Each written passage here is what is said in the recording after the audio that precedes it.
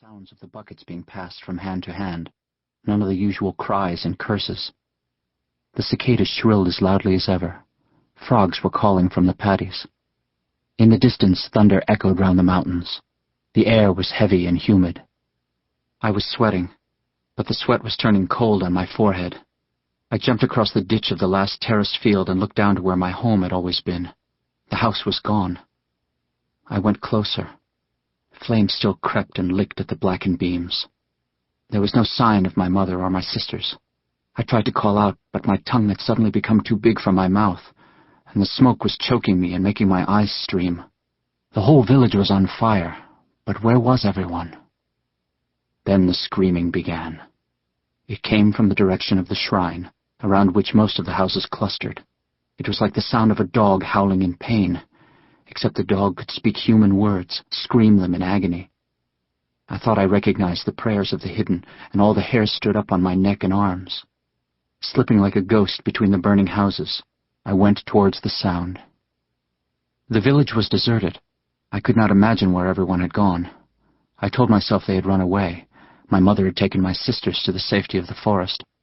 I would go and find them just as soon as I had found out who was screaming. But as I stepped out of the alley into the main street, I saw two men lying on the ground. A soft evening rain was beginning to fall, and they looked surprised, as though they had no idea why they were lying there in the rain. They would never get up again, and it did not matter that their clothes were getting wet. One of them was my stepfather. At that moment, the world changed for me. A kind of fog rose before my eyes, and when it cleared, nothing seemed real. I felt I had crossed over to the other world, the one that lies alongside our own, that we visit in dreams. My stepfather was wearing his best clothes. The indigo cloth was dark with rain and blood. I was sorry they were spoiled. He had been so proud of them. I stepped past the bodies, through the gates and into the shrine. The rain was cool on my face. The screaming stopped abruptly. Inside the grounds were men I did not know. They looked as if they were carrying out some ritual for a festival. They had cloths tied round their heads. They had taken off their jackets, and their arms gleamed with sweat and rain.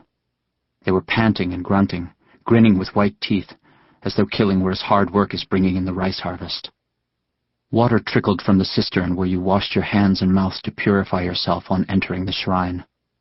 Earlier, when the world was normal, someone must have lit incense in the great cauldron. The last of it drifted across the courtyard, masking the bitter smell of blood and death. The man who had been torn apart lay on the wet stones. I could just make out the features on the severed head. It was Isao, the leader of the hidden. His mouth was still open, frozen in a last contortion of pain. The murderers had left their jackets in a neat pile against a pillar. I could see clearly the crest of the triple oak leaf. These were Tohan men, from the clan capital of Inuyama. I remembered a traveler who had passed through the village at the end of the 7th month. He'd stayed the night at our house, and when my mother had prayed before the meal, he had tried to silence her. "Don't you know that the Tohan hate the hidden and plan to move against us? Lord Iida has vowed to wipe us out," he whispered. My parents had gone to Isao the next day to tell him, but no one had believed them. We were far from the capital, and the power struggles of the clans had never concerned us. In our village, the hidden lived alongside everyone else, looking the same, acting the same, except for our prayers. Why would anyone want to harm us?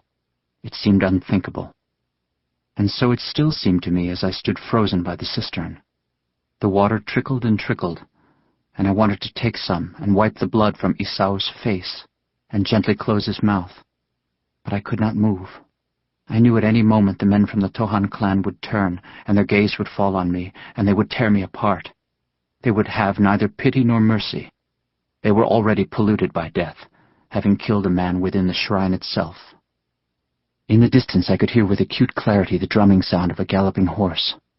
As the hoofbeats drew nearer, I had the sense of forward memory that comes to you in dreams. I knew who I was going to see, framed between the shrine gates. I had never seen him before in my life, but my mother had held him up to us as a sort of ogre with which to frighten us into obedience. "Don't stray on the mountain. Don't play by the river, or Iida will get you." I recognized him at once. Iida Sadamu, Lord of the Tohan. The horse reared and whinnied at the smell of blood. Iida sat as still as if he were cast in iron. He was clad from head to foot in black armor, his helmet crowned with antlers. He wore a short black beard beneath his cruel mouth. His eyes were bright, like a man hunting deer. Those bright eyes met mine. I knew at once two things about him. First, that he was afraid of nothing in heaven or on earth. Second, that he loved to kill for the sake of killing. Now that he had seen me, there was no hope. His sword was in his hand. The only thing that saved me was the horse's reluctance to pass beneath the gate. It reared again, prancing backwards. Iida shouted. The men already inside the shrine turned and saw me, crying out in their rough Tohan accents. I grabbed the last of the incense, hardly noticing as it seared my hand, and ran out through the gates.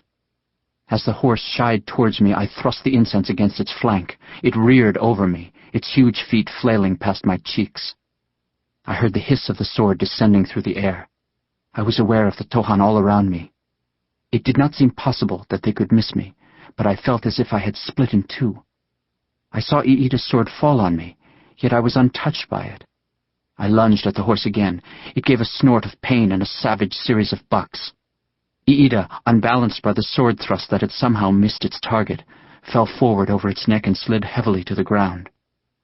Horror gripped me, and in its wake, panic. I had unhorsed the Lord of the Tohan. There would be no limit to the torture and pain to atone for such an act. I should have thrown myself to the ground and demanded death. But I knew I did not want to die. Something stirred in my blood, telling me I would not die before Iida. I would see him dead first. I knew nothing of the wars of the clans, nothing of their rigid codes and their feuds. I had spent my whole life among the hidden, who are forbidden to kill and taught to forgive each other. But at that moment, revenge took me as a pupil. I recognized her at once and learned her lessons instantly. She was what I desired. She would save me from the feeling that I was a living ghost. In that split second, I took her into my heart. I kicked out at the man closest to me, getting him between the legs, sank my teeth into a hand that grabbed my wrist, broke away from them, and ran towards the forest. 3 of them came after me. They were bigger than I was and could run faster, but I knew the ground, and darkness was falling. So was the rain, heavier now, making the steep tracks of the mountains slippery and treacherous. 2 of the men kept calling out to me, telling me what they would take great pleasure in doing to me, swearing at me in words whose meaning I could only guess. But the 3rd ran silently, and he was the one I was afraid of. The other 2 might turn back after a while, get back to their maize liquor or whatever foul brew the Tohan got drunk on, and claim to have lost me on the mountain. But this other one would never give up. He would pursue me forever until he had killed me. As the track steepened near the waterfall, the 2 noisy ones dropped back a bit, but the 3rd one quickened his pace as an animal will when it runs uphill. We passed by the shrine. A bird was pecking at the millet, and it flew off with a flash of green and white in its wings. The track curved a little round the trunk of a huge cedar, and as I ran with stone legs and sobbing breath past the tree, someone rose out of its shadow and blocked the path in front of me. I ran straight into him. He grunted as though I had winded him, but he held me immediately. He looked in my face, and I saw something flicker in his eyes. Surprise. Recognition. Whatever it was, it made him grip me more tightly. There was no getting away this time. I heard the Tohan man stop, then the heavy footfalls of the other 2 coming up behind him. "Excuse me, sir," said the man I feared, his voice steady. "You have apprehended the criminal we were chasing. Thank you." The man holding me turned round to face my pursuers. I wanted to cry out to him, to plead with him, but I knew it was no use.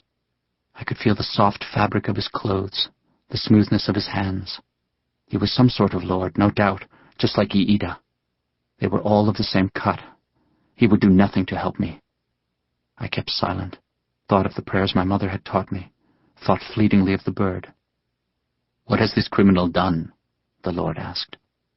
The man in front of me had a long face like a wolf's. "Excuse me," he said again, less politely.